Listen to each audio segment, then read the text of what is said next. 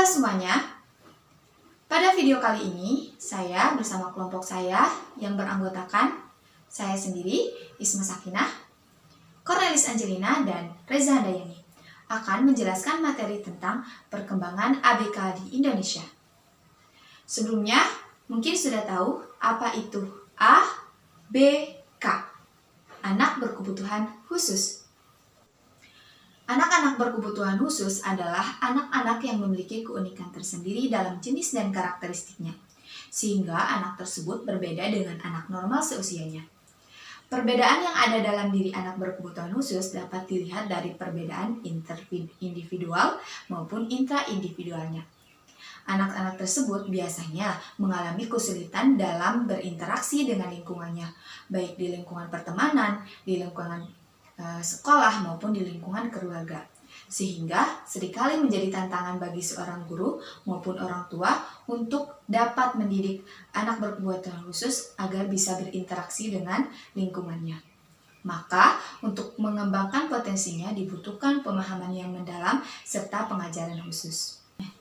Nah, sekarang perkembangan anak berkebutuhan khusus di Indonesia. Di Indonesia, jumlah anak berkebutuhan khusus belum terdata secara akurat dan spesifik.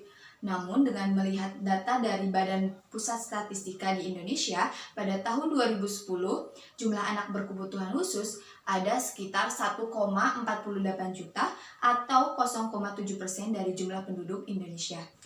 Yang berusia sekolah 5-8 tahun ada 21,42%.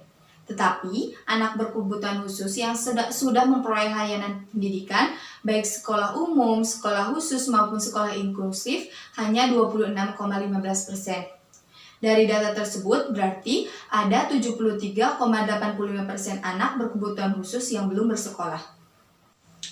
Hal tersebut dikarenakan jumlah total sekolah luar biasa yang terdapat di Indonesia hanya 1.311 sekolah, dengan status negeri 22% dan sekolah swasta 77%. Hal ini menunjukkan bahwa dalam penyelenggaraan pendidikan, anak berkebutuhan khusus atau ABK masih belum dominan, selain belum merata dan cenderung berpusat di Pulau Jawa. Di Indonesia, sejarah perkembangan sekolah luar biasa dimulai ketika Belanda masuk ke Indonesia pada tahun 1596 sampai dengan 1942. Mereka memperkenalkan sistem persekolahan dengan orientasi barat. Untuk pendidikan bagi anak-anak penyandang cacat dibuka lembaga-lembaga khusus. Lembaga pertama untuk pendidikan anak tunanetra dan tunagrahita pada tahun 1927 dan untuk tunarungu pada tahun 1930. Nah, ketiganya terletak di Kota Bandung. 7 tahun setelah proklamasi kemerdekaan, pemerintah Republik Indonesia mengundang-undangkan yang pertama mengenai pendidikan. Nah, mengenai anak-anak yang mempunyai kelainan fisik atau mental, undang-undang tersebut menyebutkan pendidikan dan pengajaran luar biasa diberikan dengan khusus untuk mereka yang membutuhkan pendidikan khusus atau untuk anak berkebutuhan khusus. Pada pasal 8 mengatakan, semua anak-anak yang berumur 6 tahun dan 8 tahun berhak dan diwajibkan belajar di sekolah sedikitnya 6 tahun. Dengan berlakunya undang-undang tersebut, maka sekolah-sekolah baru yang khusus bagi anak-anak penyandang cacat, termasuk untuk tunadaksa dan tunalaras, dan sekolah ini disebut sekolah luar biasa. Berdasarkan urutan sejarah berdirinya SLB atau Sekolah Luar Biasa menurut Tuslina 2015, untuk masing-masing kategori kecacatan SLB itu dikelompokkan menjadi SLB bagian A untuk anak tunanetra, SLB bagian B untuk anak tunarungu, SLB bagian C untuk anak tunagrahita, SLB bagian D untuk anak tunadaksa, SLB bagian E untuk anak tunalaras, dan SLB bagian F untuk anak tunaganda.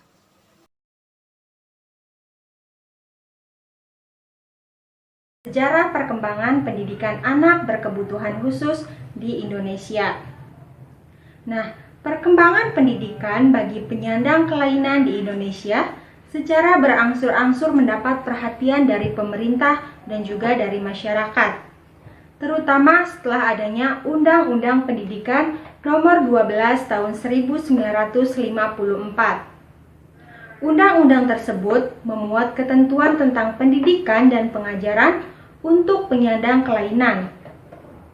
Secara singkat dapat dikemukakan bahwa lembaga yang mengawasi tentang pendidikan untuk penyandang kelainan adalah sebagai berikut. Yang pertama, yaitu pada tahun 1954 yang diawasi oleh Seksi Pengajaran Luar Biasa, yaitu bagian dari Balai Pendidikan Guru yang berkedudukan di Bandung. Yang kedua, yaitu pada tahun 1955 yang diawasi oleh Urusan Pendidikan Luar Biasa yang merupakan bagian dari Jawatan Pengajaran dan berkedudukan di Jakarta. Sedangkan yang ketiga, yaitu pada tahun 1957 yang diawasi oleh Urusan Pendidikan Luar Biasa yang merupakan bagian dari Jawatan Pendidikan Umum dan berkedudukan di Jakarta. Lebih lanjut, pada tahun 1994 diberlakukan kebijakan Depdiknas tentang penggunaan kurikulum 1994, yaitu khusus untuk PLB. Dengan berlakunya kebijakan tersebut, ada kecenderungan anak penyandang kelainan yang memiliki kemampuan akademik normal didorong untuk berintegrasi dengan SD, SLTP, dan juga SMU. SLTP dan juga SMU memberi peluang lebih besar kepada anak yang memiliki kelainan untuk berkembang lebih baik, mengingat kurikulum jenjang tersebut memberikan banyak program dan keterampilan. Di samping itu, jenjang pendidikan calon guru pendidikan penyandang kelainan yang dianggap layak dari 2 tahun setelah SMTA diubah menjadi program sarjana di IKIP atau FKIP Universitas. Selanjutnya yaitu ada perkembangan model pendidikan khusus di Indonesia. Yang pertama ada model segregasi atau sekolah khusus. Nah, yang termasuk ke dalam model segregasi yang pertama yaitu sekolah luar biasa konvensional untuk anak-anak penyandang kelainan. Dan yang kedua, yaitu ada sekolah dasar luar biasa atau SDLB. Nah, SLB konvensional adalah lembaga pendidikan yang menampung murid dengan jenis kelainan yang sama. Sekolah luar biasa konvensional sesuai dengan jenis kelainan anak didik meliputi SLB bagian A, yaitu untuk anak penyandang kelainan netra, SLB bagian B untuk anak kelainan rungu wicara, SLB bagian C untuk anak berkelainan mental atau tunagrahita, SLB bagian D untuk anak berkelainan fisik, SLB bagian E untuk anak kelainan sosial, dan SLB bagian G untuk anak kelainan ganda. Yang kedua yaitu sekolah dasar luar biasa. Sekolah dasar luar biasa merupakan suatu model pelayanan pendidikan bagi berbagai jenis kecacatan. Di antaranya ada cacat netra, cacat rungu wicara, cacat mental, cacat fisik, dan cacat ganda yang diselenggarakan dalam suatu lembaga dengan kurikulum SLB atau kurikulum sekolah luar biasa. Selanjutnya, model mainstreaming atau pendidikan terpadu. Model mainstreaming merupakan pendidikan bagi penyandang kelainan yang diselenggarakan bersama-sama anak normal di lembaga umum, seperti pendidikan terpadu di SD, SMP, SMA, dan perguruan tinggi, dengan bermacam-macam variasi berdasarkan jenis tingkat kecacatan dan kondisi terkait. Mengandung maksud sejauh mungkin menyandang kelainan dapat berinteraksi dengan rekan-rekan yang normal.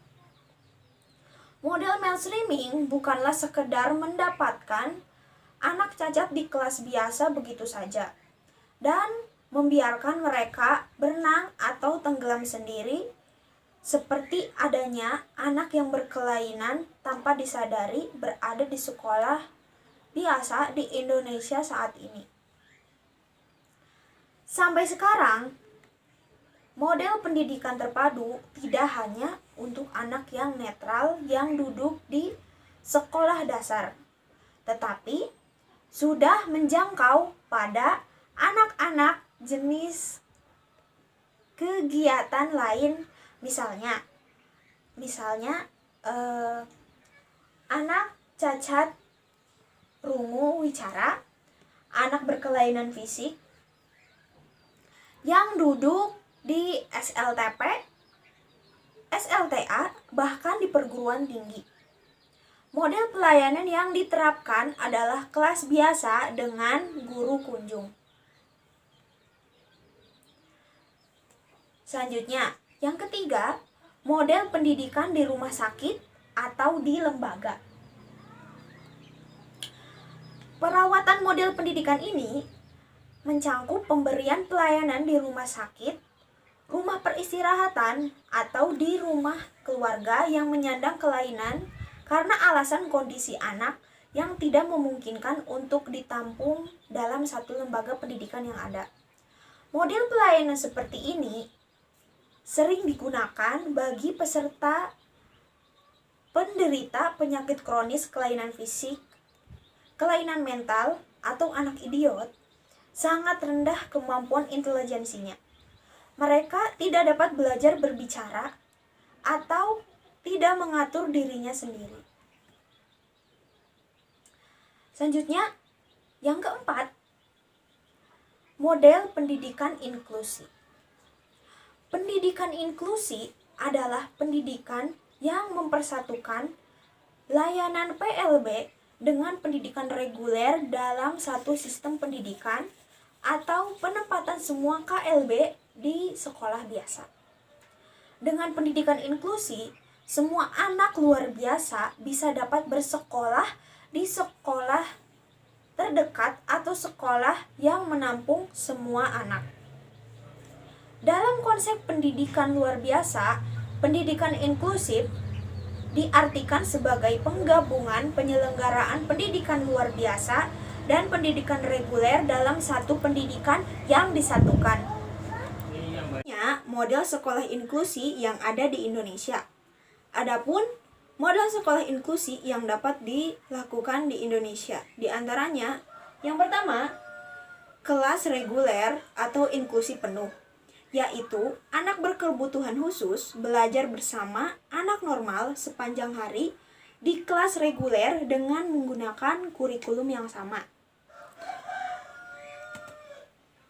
Yang kedua, kelas reguler dengan klaster, yaitu anak berkebutuhan khusus belajar bersama anak normal di kelas reguler dalam kelompok khusus.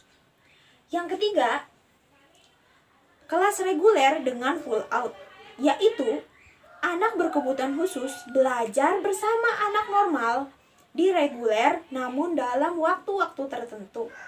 Ditarik dari kelas reguler ke ruang lain untuk belajar dengan pembimbing khusus. Nah, yang keempat, kelas reguler dengan klaster atau pull out, yakni anak berkebutuhan khusus belajar bersama anak normal di kelas reguler dalam kelompok khusus dan dalam waktu-waktu tertentu ditarik ke kelas reguler dan ke kelas lain untuk belajar dengan guru pembimbing khusus. Yang kelima, kelas khusus dengan berbagai perintegrasian. Nah, yaitu anak berkebutuhan khusus belajar di dalam kelas khusus pada sekolah reguler, namun dalam bidang-bidang tertentu dapat belajar bersama anak normal di kelas reguler. Nah, yang terakhir, kelas khusus penuh, yaitu anak berkebutuhan khusus belajar di dalam kelas khusus pada sekolah reguler. Sekian presentasi dari kami. Semoga apa yang kami sampaikan bermanfaat untuk kita semua. Saya akhiri dan terima kasih. Wassalamualaikum warahmatullahi wabarakatuh.